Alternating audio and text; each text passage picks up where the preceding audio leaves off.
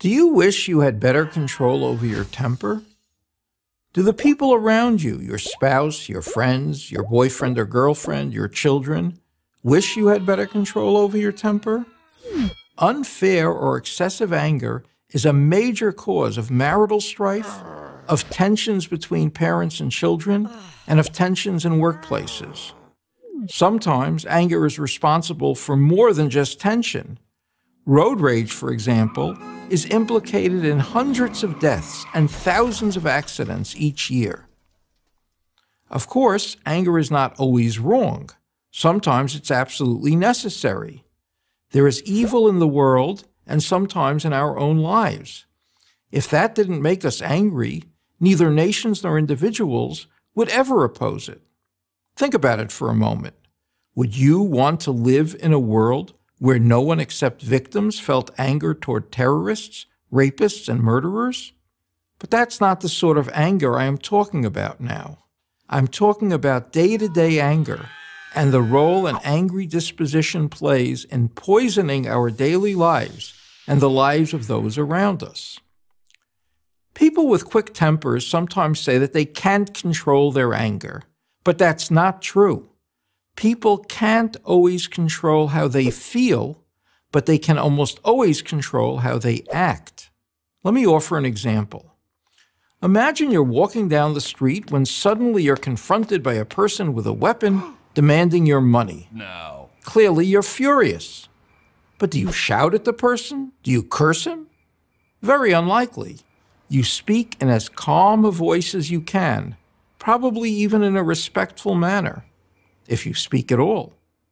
We all know why we would act in such a calm way in order to save our life. Obviously, then, we can control our tempers when we really want to. Now, there are whole courses on anger management, and they undoubtedly have many ideas and suggestions. But I would like to offer one rule that will enable you to control your anger and almost guarantee that you will never say something that will lead to an irrevocable break or a permanent hurt in your relationship with another person.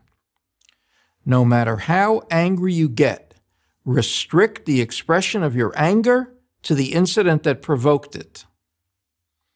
This means when someone has done something wrong and has hurt you, express anger for what they did, but only concerning that incident.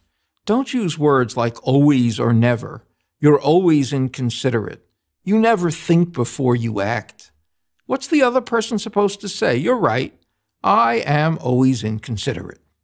In addition to making the other person defensive, who wouldn't become defensive when accused of always being anything bad, your statement is untrue.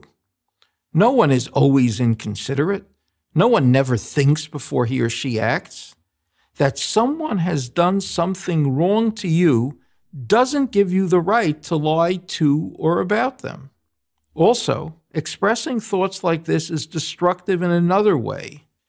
One of the sad and unfair consequences of anger is that people think that what you say when you're angry is what you really think. Now, it might be, but usually it isn't what you really think. It's what you're thinking at that moment.